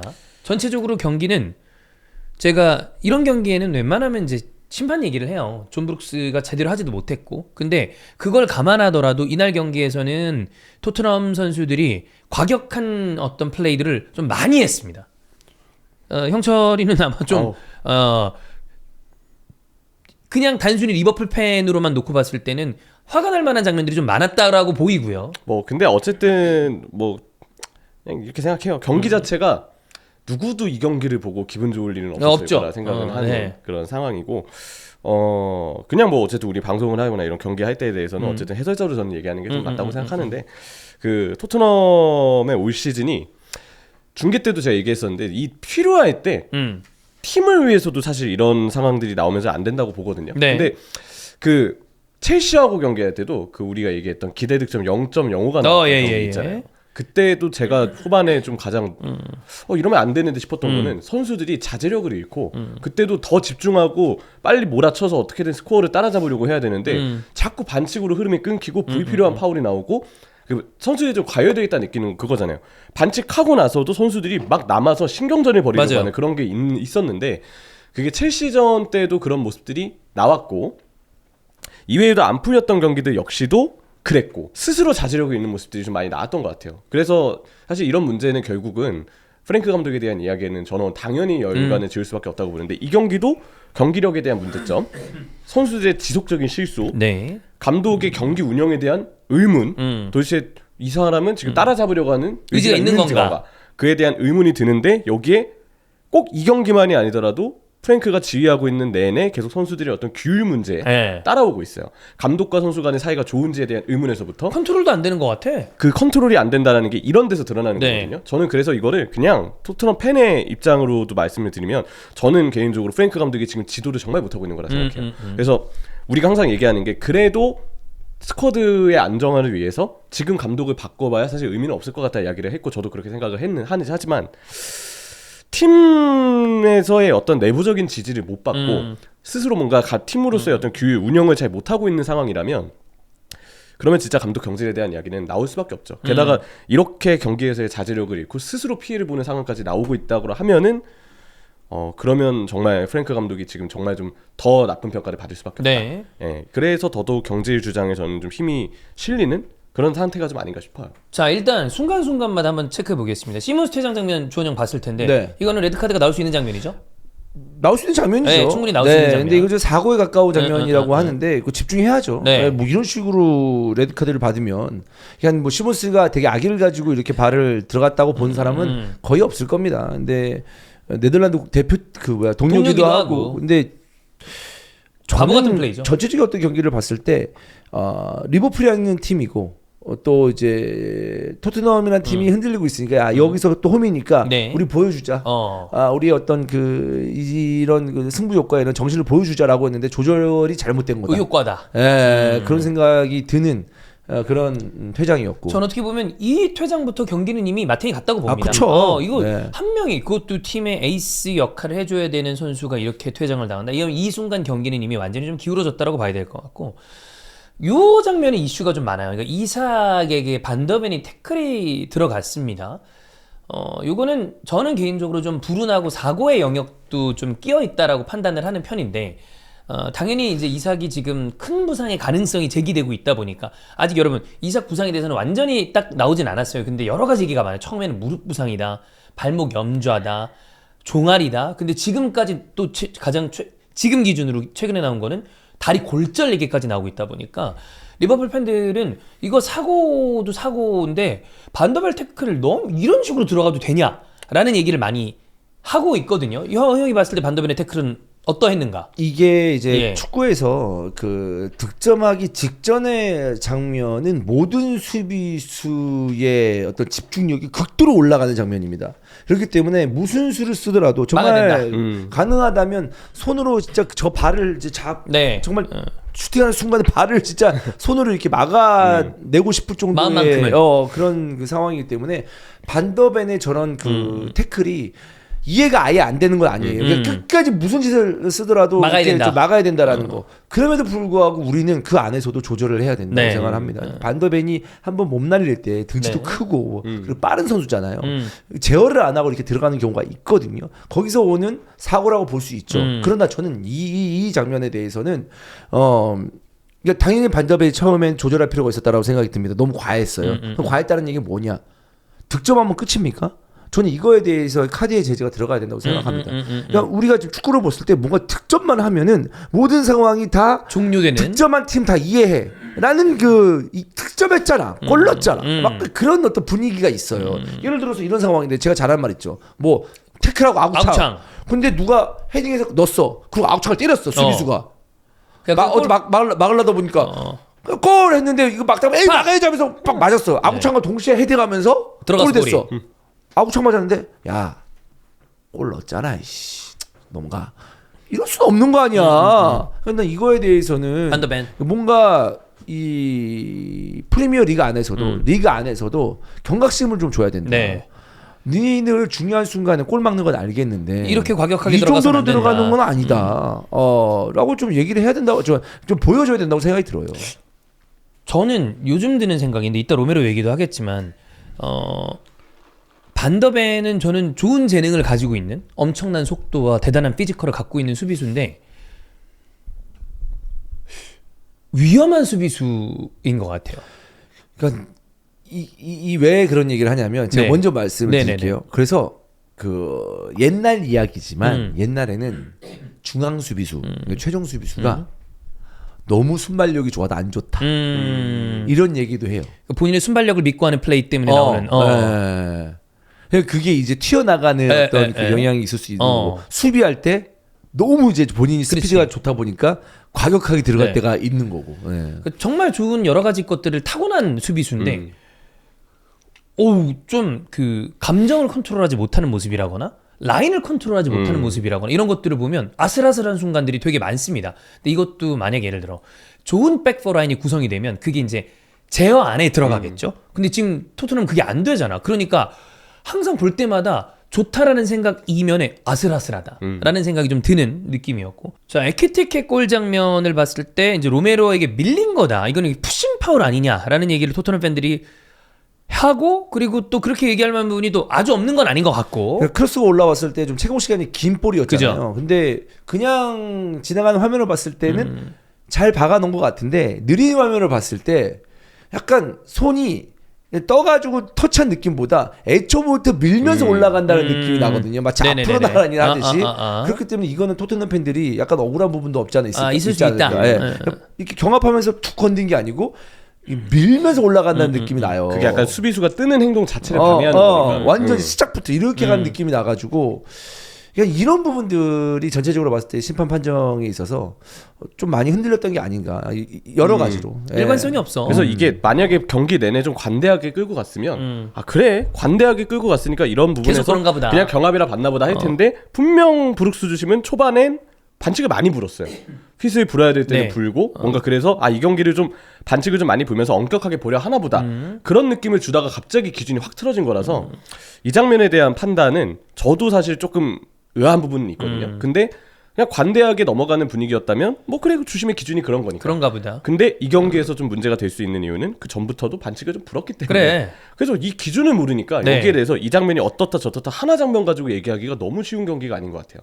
주심이 제 역할을 하지 못한 부분이 전혀. 그래서 네. 많다고 좀 생각을 했습니다. 저는 이게 결국 중요한 건 그 이전까지 주심이 어떤 판정을 했냐가 중요하다고 보는데 일관성의 문제에서 초반에는 경기는 반칙을 좀 많이 불었거든요. 15분 정도까지는 진짜 많이 불었어요. 그래서 웬만한 상황도 주심이 오늘은 좀 다 체크하겠다라는 느낌으로 받아들여졌으나 그 이후 상황들은 오히려 주심이 반칙을 갑자기 안 불기 시작하고 일관성이 갑자기 뭔가 기준이 바뀌는 느낌이 들었거든요. 네. 그래서 그 기준에서 보면 이 정도 상황도 그 이전에도 안 본 장면들이 많았는데 라고 본다면 이 장면도 문제가 없을 장면이라 생각해요. 근데 아닌데 주심 초반에 저 정도 경합 다 불었잖아 네. 라고 보면 또 문제가 될 수 있는 장면이라고 생각해요. 결국 그에 대해서 이 경기에서 주심이 어떤 판정 성향을 갖고서 좀 판정을 끌고 갔냐가 중요하다고 생각을 하는데 일관되지 않았기 때문에 여러 말이 나올 수 있지 않나 그런 좀 생각이 들었던 이 판정이었고 개인적으로는 그래서 이거는 불어도 안 불어도 다 근거는 좀 있다라고 생각해요. 근데 안 불었다면 역시 어느 정도 주심이 특정 시간 이후로는 이 정도 경합에 대해서는 안 불겠다라 생각을 했던 것 같고 근데 이거 그래도 이 정도면 반칙 아니에요? 라고 하는 이야기도 충분히 나올 수는 있다. 뭐 그 중요한 그렇게 생각합니다. 그렇습니다. 자, 그다음에 요것도 얘기를 해야 되는데 히샬리송이 골 넣고 난 다음에 이거 되게 위험한 장면인데 에키티케의 목 조르고요. 이거 왜 이랬는지 모르겠는데 이런 것도 주심이 봐야 되는 거 아닌가요? 저는 근데? 이게 결국엔 저도 이제 히샬리송 어쩌고저쩌고 이런 거보다 왜 이런 장면에서 뭔가 판정이 이루어지지 않는가? 왜냐면 그 주심 얘기 많이 하는 이유가 선수한테 너 이렇게 좀 하지 마라 해봐야 생산적인 얘기 안 돼요. 그 카드. 그거는 결국 제지. 중재하는 사람이 네. 확실하게 징계를 내려야지 결국 거기에 대해서 뭔가 이 선수가 잘못된 행동을 저질렀을 때 거기에 대해서 벌을 주는 확실한 시스템이 나오는 거지. 뭐 과열돼 있고 원래 사실 히샬리송은 사실 원래도 스타일이 좀 이런 장면들이 있거든요. 에버튼 때부터 이 선수가 네. 원래 이렇게 좀 그 과격한 플레이들을 꽤 많이 하는 선수였어요. 그래서 히샬리송 이런 거 안 되죠. 이거 나쁜 거 해봐야 의미가 없어요. 어차피 네. 앞으로도 계속 이런 행동들은 본인이 과열됐을 때 나올 수 있는 선수라고 생각해요. 근데 중요한 건 이런 게 나올 때마다 주심 쪽에서 중재를 해줘야죠. 상황을 보고 주심이든 부심이든 좀 폭력적인 행동을 했다. 카드가 일찍 나왔어야 됐다고 보는데 저는 이거를 그냥 못 보고 지나친 게 가장 좀 의아하지 않았나 생각이 좀 들고요. 소보슬라는 왜 경고받은 건지도 모르겠어요. 저도요. 그리고 난 다음에 뭐 이제 주심한테 뭐 항의했다라는 것 때문에 받은 것밖에는 설명이 안 되는데 자막에서 소보슬라의 경고에서 미스 넥스트 매치 뜨길래 그래. 이제 리플레이에서 왜 소보슬라의 뭔가, 경고받았는지 나오겠지? 하고 기다렸는데 끝까지 안 나오더라고요. 뭐 사실 소보슬라이가 이거 경고 누적인 거 울버햄튼에서 퉁치는 거 울버햄튼전에 퉁치는 거 저는 나쁘지 않다고 보긴 하는데 왜 받았는지가 이해가 안 가니까. 근데 히샬은 그냥 넘어갔잖아 이 장면에서. 이거 예전에 제주스랑 그러니까 아스날이 울버햄튼 경기 했을 때 그 모스케라가 엉덩이 한번 움켜쥐은 적 있잖아요. 그 전에 카이 하베르츠한테 목이 이렇게 쪼르면서 맞아. 일어난 거 있었어요. 그 느낌이더라고. 그래서 야 이건 뭐 말도 안 되는 판정인가? 그러니까 전체적으로 주심이 제가 봤을 때 정줄 놨어 이거. 경기가 너무 격렬하다 보니까 솔직히 어려운 경기긴 했습니다. 너무 상황이 많았어. 근데 그럴 때일수록 정신 똑바로 차리고 차려야죠. 중심이 있어야 차려야죠. 되는데 그게 없어진 상태여서 그래서 뭔가 상황이 이거 넘어가야 되나 말아야 되나 뭐 이렇게 지들이 고민하다가 이제 시간이 지나가 버리면은 주심도 어떠한 판단도 못 하고 넘어가 버리잖아요. 그런 장면들이 좀 있지 않았나라는 생각이 들고. 자, 그다음에 그 코나테와 로메로의 이 경합 장면에서 코나테가 파울이 불렸죠. 그리고 난 다음에 로메로는 경고가 있는 상황, 주장 완장을 차고 뭔가 보복성 발길질 같은 걸 합니다. 그리고 당연히 경고, 퇴장. 저는 이날 장면들 중에서 결국 경기를 터뜨린 원흉은 저는 시몬스의 퇴장부터 스타트를 했다고 봅니다만 가장 멍청한 파울이 이 파울이라고 생각합니다. 주장이잖아요. 네. 근데 축구에서는 당연히 어떤 이유로든 보복적인 행동은 당연히 카드가 나오고요. 네. 오히려 이제 먼저 행동을 범한 것보다 보복성 행동에 대해서 그건 감정이 더 실려 있기 때문에 규정상 더 엄격하게 처벌을 하게끔 되어 있죠. 가장 어리석은 퇴장이었다고 봐요. 이러면 안 되는 거였는데. 축구 선수를 평가할 때 웹상에서는 뭐 순수 실력 막 이런 얘기를 많이 해요. 거기에서는 뭐 스타성이나 이런 것들을 빼자라는 얘기의 의미로 얘기를 하는 것 같은데 저는 이제 로메로를 좋은 수비수라고 부를 수 없다고 봅니다. 이 선수는 이게 항상 수반되는 선수예요. 저는 그러면 근데 그것만 줄이면이라는 가정이 이제 의미 없다. 근데 이게 좀 한동안 이런 모습이 안 나왔었잖아요. 그렇죠. 좀 제어가 되나 싶었어. 네, 그러면은 이제 또 좋은 수비수야라고 평가를 앞으로 받을 겁니다 아마. 네. 원래 이제 선수 평가라는 게 원래 왔다 갔다 하는 거니까. 왔다 갔다 이렇게 이제 되는 거니까. 근데 그러니까 저는 이 경기 전체적으로 토트넘 선수들의 플레이를 봤을 때 그냥 다 정신이 나가 있는 것 같아요. 그러니까 네. 이제 아까 서두에 얘기했던 것처럼 형철이가 토마스 프랭크가 과연 팀을 장악하고 있는가라는 데에 대해서 의문을 가지는 거죠. 그렇죠. 예. 컨트롤이 전혀 안 돼 팀이. 뭐 이런 경우가 다 있어요. 그래서 이 경기를 기점으로 저는 좀 프랭크도 경질론에 저는 한 몫을 좀 던지고 싶어요. 사실 아직은 전혀 그런 얘기가 안 나오고 있는데 아마 이게 또 그 우리나라보다 해외가 크리스마스 관련 이 연말 연초에 조금 많은 것들이 멈춰 있는 상태들이 많으니까 그래서 그런지 모르겠는데 저는 이거 얘기 나와야 된다고 봅니다. 그러니까 저는 저 혼자만 생각이에요. 야 아모림 감독이 맨유의 인내심이 지금 프리미어리그에 감독들을 잘 살려놓는다고 봐요. 그 시작점은 그때도 말씀드렸지만 아르테타거든요. 어. 아르테타 메타 때문에 지금 많은 팀들이 저는 굉장히 곤욕을 겪고 있다고 봅니다. 근데 아르테타는 저는 그래도 성적이나 이런 거에 대해서 답답한 면이 있지만 그렇다고 해서 메뉴처럼 박았냐? 그것도 아니에요, 사실. 그리고 토트넘처럼 팀이 이렇게 뭔가 망가진 느낌이었냐? 라는 느낌보다는 그래도 좀 두고 보면 달라지지 않을까? 라는 어떤 그런 뭔가 뭐 아스날 팬이 아니기 때문에 그런지 모르겠지만 되게 팀이 망가지고 있다는 느낌까지는 아니었거든요. 토트넘 느낌은 아니었는데 성적은 그때 14라운드 승점 14점이었거든요. 사실 날아갔어야 정상인 그건데 뭐 저희가 영상도 올렸습니다만 아다리가 좀 맞았죠. 근데 그 인내심들이 어쨌든 맨유도 되게 뭔가 정상궤도에 올라오는 듯한 느낌이 들고 뭐 기다리다 최근에 보니까 승점이나 순위가 아주 내려가 있지는 않거든. 한 끗만 넘어가면 되는데 그게 좀 어려워서 그런 거지. 그런 거예요. 그러니까 이거 위기인가? 됐나? 라는 것보다 야 다른 팀도 저렇게 맨유도 아모림도 저렇게 좀 기다려 주는데 한번 보자. 이런 인내심들이 좀 생기는 사례들이 있어요. 옛날 같았으면 진짜 바로 나가리예요. 팀마다 다르지만 날리는 경우 많죠. 많아요. 네.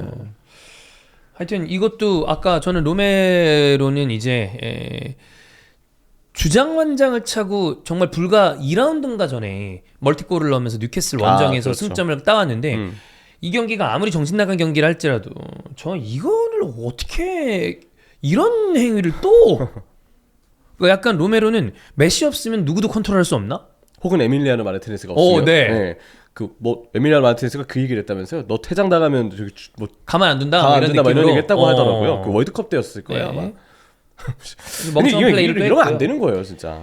그다음에 벤탄쿠르 이거 그냥 갖다 내리 박은 이것도 역시 그냥 뭐 그거죠. 이거는 예전에 무한도전의 만근추 그 느낌이었는데 저는 벤탄쿠르도 위험한 플레이 원래 되게 자주 하는 선수잖아요. 이것도 굉장히 위험했다고 봅니다. 그리고 이것도 그냥 토트넘의 입장에서 이야기하면 지금 이런 거 할 때입니까? 더 깔끔하게 그죠? 공을 끊어내는 수비를 해서 계속 한 골 차까지 좁혔으면 따라가려는 노력을 해야죠. 네. 스스로 흐름을 끊었기 때문에 그게 가장 좀 팬분들이 바라볼 때도 응원하는 팀이 이렇게 거칠게 플레이할 때 팬분들이 마음이 항상 편하겠습니까? 그러지 않아요. 당연히 바라보시는 토트넘 팬분들도 저러면 안 되는데 라는 생각이 들면서 좀 뭔가 기분이 좋지 않으신 것도 있었을 거고, 그리고 경기에서 너무 스스로의 경기 자제력을 잃으면서 스스로 경기를 못하고 있는 게 보이니까 너네도 플랜이 있을 거 아니야. 좀 집중해서 해라. 지금 너네가 이런 거 할 때냐라는 얘기는 팬분들도 많이 하셨던 걸로 알고 있거든요. 그런 생각이 들 수밖에 없는 경기였고, 그래서 이 경기는 뭐 누구에게도 사실 정말 좀 개운한 맛을 주지 못하고 경기 끝난 다음에 저도 그냥 되게 기분만 나쁘더라고요. 왜냐면 승점 3점을 딴 거는 야 그래도 이겼다를 해야 되는데 저는 이삭 부상이 너무 크다고 봅니다. 이제 좀 올라오나. 왜냐면 비리치가 이날 경기에서 드디어 공격 포인트를 기록을 했어요. 그리고 뭐 경기를 놓고 보면 몸값 떼고 보면 점점 올라오는 것도 좀 느낌이 있어요. 근데 지금 이삭의 업데이트는 영 부정적이라 굉장히 안 좋습니다. 좀 안타까운 거는 참 선수가 안 풀리려면 이렇게도 안 풀릴 수 있구나 그러니까. 이런 생각도 좀 들어서 처음 딱 봤을 때는 일단 너무 선수가 세레모니도 못한 채로 너무 고통스러워하길래 딱 봐도 야 이거 큰 부상인데 그 느낌이 오는 딱 그 전형적인 장면이야. 골 장면인데도 정말 리액션을 할 수 없는 너무 좀 일단 안타까운 상황. 거기에 일단 첫 번째로 좀 놀랐고, 두 번째는 일단은 이삭이 이런 상황에서 이 타이밍에 빠지면 에키티케에 대한 이제 피로도가 아무래도 좀 올라가죠. 올라갈 수밖에 없어요. 그러면 그 선수가 계속 원톱을 봐야 되기 네. 때문에 윙 자리에 살라가 없죠. 학포도 일단 부상이라서 여전히 한 2, 3주 정도는 못 뛸 거예요. 순간적으로 그 장면을 보면서 제가 좀 들었던 생각은 야 이거 중반기 공격진 어떻게 꾸려야 되지? 답이 안 서더라고요. 겨울에 뭔가 또 움직여야 되는가? 라는 생각이 들 정도로 네, 물론 그래도 공격진보다 센터백을 샀으면 뭐 좋겠긴 중요하긴 하지만 한데 그리고 그래서 이러면 키에사를 슬롯도 쓰겠구나 라고 생각을 했는데 일단 프림퐁이 먼저 선택을 받았고 네. 키에사는 프림퐁이 나간 뒤에 마지막에 또 선택을 겨우 맞아요. 받았어요. 그것도 의아했어요. 왜 이렇게 키에사를 외면할까라는 생각? 저는 그 이유를 모르겠어요 사실. 뭐 이전에 컵 대회에서 좀 실망스러웠다는 얘기를 하고 그러는데 저는 키에사가 되게 헌신적인 선수라고 생각을 해서 그게 아마 맞으면 그 FA컵 때였을 거예요. 맞아요. 지난 시즌 FA컵 네네네. 탈락할 때. 근데 그 이후로 키에사가 나올 때마다 본머스전에 골도 넣었고 그 카라바오컵 사우스햄튼전 때는 본인이 캐리해서 되게 팀도 잘 승리가 했고 이미 만회하고도 남는 정도의 활약을 좀 보여줬다 생각하거든요. 그래서 뭐 그런 이야기도 나왔지만 키에사가 왜 외면받는지는 솔직히 잘 모르겠고 이제 지금 공격진 보면 지금보다 키에사를 더 쓰긴 써야 돼요. 정말 그게 맞는데 지금까지 슬롯 감독이 기용하는 어떤 그 기조를 보면 안 쓸 것 같아. 이런 빈자리가 났는데도 키에사가 선발일지 장담할 수 없다. 그런 상황이라고 좀 생각이 들고요.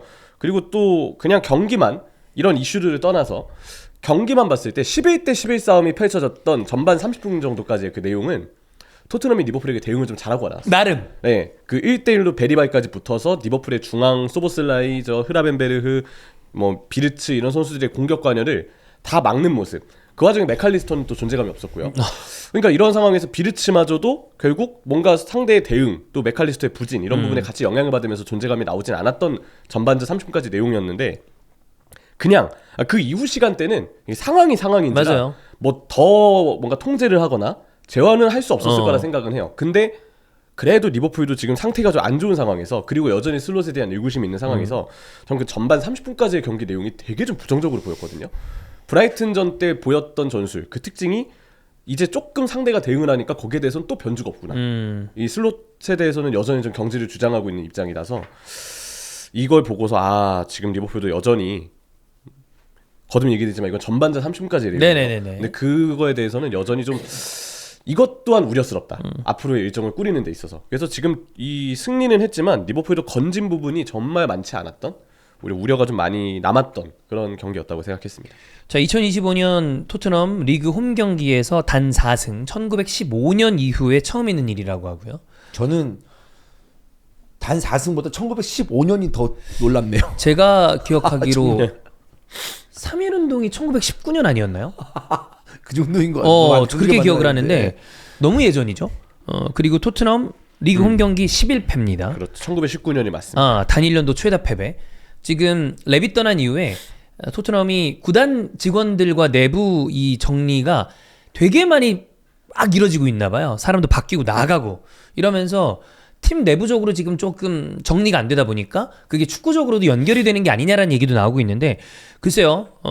이제 여기에서 아까 형이 얘기해 준 것처럼 토마스 프랭크에 대한 평가를 빨리 끝내야 되는 게 뭐냐면 만약에 믿고 갈 만한 감독이다라고 생각을 하면 일단 축구적으로 어느 정도 그렇다 하더라도 겨울 이적 시장에 얼마나 자금적으로 지원을 해줄 것인가, 그 다음에 언론 플레이를 어느 정도 할 것인가가 중요한데 그게 아니다라고 판단이 들면 어떤 대체자를 구하해서 빨리 팀을 다시 안정화시킬 것인지도 같이 고민이 돼야 됩니다. 이게 시즌 중이기 때문에 구단이 내부적으로 정신이 없는 거는 충분히 이해를 하겠으나 그렇다고 해서 또 그냥 넘어갈 수는 없기 때문에 이런 일대로 해야죠. 어렵다. 상황이 굉장히 어렵습니다. 자, 토트넘 대 리버풀 경기 이렇게 봤고요. 이삭의 부상 업데이트를 좀 봐야 될 것 같습니다. 이런 경기를 보면 좀 기분이 썩 안 좋죠. 안 좋죠. 너무 안 좋죠. 네, 너무 안 좋죠. 얘기하면서도 네. 좀 웬만하면 내 기분을 잃은 위해서, 것만 있는 경기야. 내 기분을 위해서 얘기하고 싶지 않은 네. 경기는 진짜 오랜만이에요. 그렇습니다. 자, 그다음에 에버튼 대 아스날 경기 0대1 에버튼이 힐 디킨슨 스타디움에서 아스날과 경기를 하면서 뭐 둘 다 인상적인 경기는 아니었고요. 사실 오브라이언이 그 배구를 시전하면서 PK를 줬고 아스날은 요케레스가 득점을 했습니다. 무슨 생각이면 그렇게 손을 뻗을 수 있는지 모르겠어요. 깜짝 놀랐어. 예전에 좀 배구 하면 생각나는 거 역시 김연경 그리고 스콜스 그리고 포그바 이런 선수들이 생각이 나거든요. 뭔 생각이었을까? 뭐지? 이렇게 해서 이렇게 막더라고. 봐도 이해가 안 돼. 오. 저기서 축구 선수가 저렇게 손을 뻗을 일이 있나?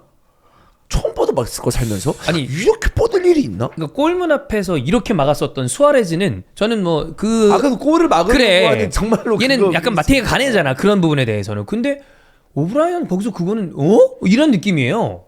이거 블로킹 자세인데 이거. 딱 상상도 안 했어. 그쵸, 이거 딱 받아칠 때. 네. 오. 자, 그래서 뭐 유케레스 잘 못했는데 경기력도 안 좋았고 여기에서 골 넣어가지고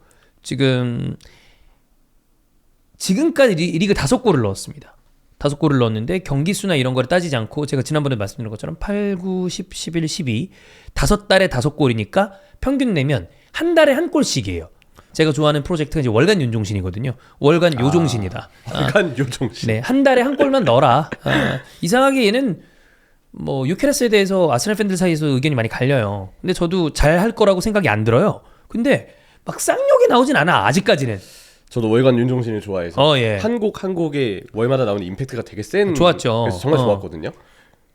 우리 요종국님, 네. 요종신님 분께서도 한 달에 골을 한 번만 넣더라도 임팩트 있는 골들을 넣어서 그게 또 강렬하게 남는 경우들이 있어요. 예를 들면 종료 직전 클러치를 해준다든지 이런 식으로. 아니 그렇게 순도 높은 골이면 좋은데 이거 PK 넣고 물론 이거 결승골이긴 해요. 결승골이 이것도 그냥 어쨌든 순도는 높은 골이긴 하니까. 근데 네. 약간 느낌이 PK 넣고 이거 이렇게 하죠. 그럼 느낌이 아유 그래 열심히 해라 약간 꼭 해야 되니? 저는 예전에 이제 PK 넣고 되게 좀 애처로웠던 세리머니가 기억나나요? 피용택 이거 이거 세레머니 자체는 되게 개성이 있는데 네. 멋진 골도 않고 빵빵빵 하면 오 하는데 PK 넣고 저기 혼자 가서 미끄러진 다음에 이거 하고 있으면 아유 약간 그 느낌이거든. 네. 지금 요케레스 보고 별로 이제 되게 화는 안 난다라고 하잖아요. 네. 아스날이 계속 꾸역꾸역 이기고 있어서 그래요. 근데 그 와중에 아스날 팬들도 요케레스 대부분 강하게 욕하는 분들이 다 아스날 팬이에요. 그러니까 근데 이제 만약에 여기서 막 순위도 막 우승권 경쟁에서 멀어지고 많이 밀리고 계속 지고 비기고 하면 요케레스에 대한 비판이 진짜 세지죠. 근데 약간 그렇죠. 저는 어떤 느낌이냐면 그럼 이제 사실 요케레스에 대해 비판을 가야 되는 게 맞잖아. 근데 그때도 저는 요케레스에 대한 욕이 좀 덜 나갈 것 같은 게 어떤 느낌이냐면 약간 얘는 좀 그냥 모질이 같아. 그래서 쟤 뭐 욕한다고 뭐 바뀌나? 그 느낌이 좀 있어요. 제주스나 뭐 카이나 이런 선수들 왜 안 나오냐 말티나 이런 선수들에 대한 일만의 기대감이 좀 있는데 얘는 그게 좀 없어. 그래서 좀 욕이 덜 나오는 것도 있는 것 같아요. 제가 원래 하려고 그랬던 얘기가 이제 모예스가 살리바 네. 장면에 대해서 이거 왜 이거 안 보냐. 그래서 경합 장면에서 살리바가 이제 킥을 하는 장면이 있어요. 공을 차려던 장면인 것 같은데 공은 이미 날아갔고 발이에 발을 차는 장면이었는데 그렇죠. 이 장면에 대해서는 이제 뭐 저는 에버튼 팬들은 이거 한번 봐야 되는 거 아니야라고 얘기할 법한 장면이라고 봅니다. 이런 판정 논란이 있을 때마다 사실 진짜 경기 계속 보잖아요. 저도 기준이 너무 뭐가 맞는 건지 모르겠어요. 전 그래서 저만의 해석법. 뭔가 반칙 의심 장면이 나왔다. 네. 이득을 볼 수 있는 팀에게 주사위를 줍니다.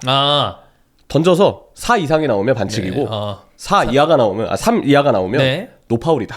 그러니까 이게 우리의 제가 볼 때 우리가 잘못된 것 같아요. 우리 관념을 벗어나야 돼. 반칙이 무조건 얻어지는 게 아니구나. 주사위를 또 던져야 되는구나.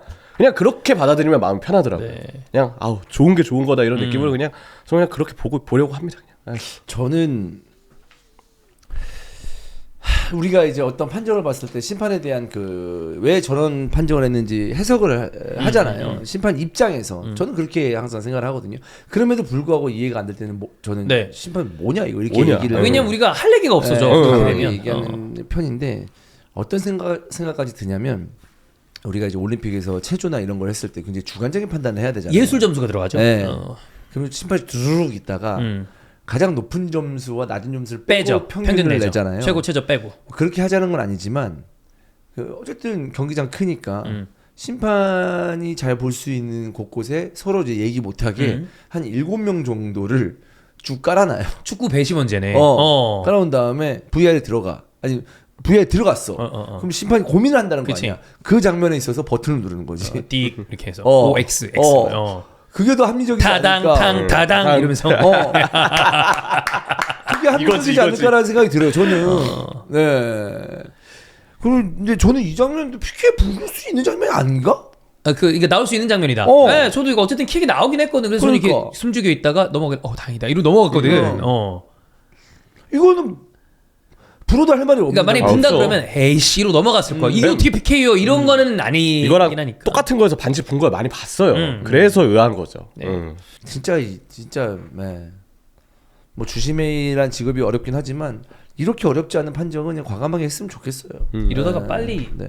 굉장히 빠르게 AI로 대체되는 거 아니에요? 저는 이미 기술은 다 완성됐을 거라 보거든요. 그냥 지금 AI의 어떤 발전 속도를 보면. 축구라는 스포츠 자체가 워낙에 보수적이다 보니까 그게 된다 하더라도 적용하고 말고는 이제 IFAB나 피파의 문제일 거 아니에요. 뭐 되리라고 보진 않습니다만 모르겠어요. 자, 그래서 아스날은 경기력 문제가 있긴 합니다만 꾸역승은 하고 있다. 그래서 저는 이긴 데 만족합니다. 네. 자, 그다음 빌라 맨유. 이제 앞서서 추가에 대한 얘기는 다 했으니까 저는 뭐 이 경기는 개인적으로 맨유가 너무 못했는가라고 하면 그건 아니고 모건 로저스의 원더골 두 방이 경기를 갈랐다라고 개인적으로 생각합니다. 운이 좀 나빴다고 생각해요. 일단 첫 번째 네이션스컵 차출로 인해서 오른쪽 라인이 완전 빠진 거. 붕괴죠. 어느 팀이건 한쪽 측면 라인의 선수들이 동시에 빠져버리면 이건 당연히 타격이 안 될 수가 없어요. 이 경기에서 그래서 나왔던 선택이 달로를 오른쪽으로 바꾼 것, 도루구가 왼쪽에 선발로 나온 것. 그래도 괜찮았어. 예, 그래서 뭐 쿠냐랑 세슈코를 쓰면서도 마운트가 오른쪽으로 간 것 이런 부분이었는데 그들이 잘하긴 했지만 개인 능력은 좋았지만 저는 연계는 좀 아쉬웠거든요. 그러니까 근데 원래도 사실 아모린 감독의 축구가 한창 정예 멤버가 갖춰져 있을 때도 하프 스페이스 활용이나 침투는 아쉬운 부분이 좀 있었다고 생각을 하긴 해요. 근데 이 경기는 아무래도 선수들의 좌우 위치도 좀 바뀐 부분이 많았기 때문에 네. 그들이 그래도 달로도 도루구도 괜찮은 모습을 보여준 게 있었지만 그건 개인 능력과 컨디션이 좋았던 거라 생각을 하고 뭔가 연계를 만들어가는 조직적인 부분에서 기회를 만드는 부분, 침투하는 부분에서는 좀 더 하프 스페이스를 잘 활용했으면 좋았을 텐데 근데 그게 안 나왔던 것 같아요. 그리고 여기에 은베모와 아마드 둘이 결국 그걸 되게 많이 해줬던 선수들이기 때문에 그 두 선수가 빠지면서 느껴졌던 어떤 그 공백이 맨유에게 좀 불운하게 다가왔다라는 생각이 들고 따지고 보면 더리우트와 맥과이어가 빠지면서 수비진이 불안해진 것도 이것도 부상의 이유이기 때문에 어느 정도 불운한 면은 있다고 생각을 하고요. 또 하나는 역시 브루노의 부상. 하프타임 앞두고 그렇게 부상을 당해서 네. 후반전을 뛰지 못했는데 본치아도 같은 선수이기 때문에 이것 또한 좀 불운한 면이 아니었을까라는 생각이 들어서 이 경기를 맨유가 오히려 빌라보다 압박도 되게 잘했고 나름 잘했어 이 경기. 그래서 공수 전환 과정에 대한 선수들의 적극성, 에너지 뭐 이런 부분들이 저는 잘 느껴졌거든요. 경기는 그래서 괜찮았다. 다만 불운한 요소가 꽤 있었을 뿐 이런 생각이었습니다.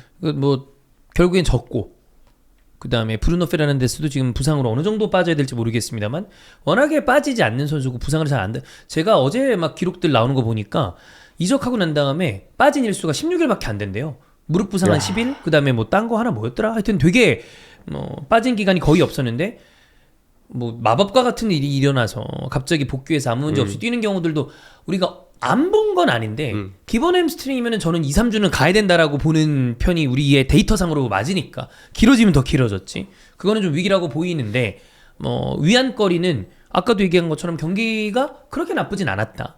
그 다음에 리산드로 마르티네즈가 어쨌든 3선에 기용이 됐는데 아약스 때도 뭐 종종 뛰었던 그쵸? 자리이긴 했죠. 그래서 카세미르랑 둘이 나왔을 때 브라질, 아르헨티나, 남미 볼란테 라인이 당분간 브루노나 아니면 새로운 영입이 있을 때까지 있을지 없을지 모르겠습니다만 좀 버틸 수 있는 힘이 되지 않을까라는 생각이 좀 들긴 했습니다. 왜냐하면 그만큼 이번에 나왔던 우가르테가 너무 안 좋았기 때문이죠. 좀 안 되겠던데. 정말 우가르테는 진짜 아닌 것 같아요. 네, 안 되겠어요. 네. 그 잘한다 못한다 실수가 많다 안 많다를 떠나서 그전 선택들이 너무 안 좋아. 네, 좀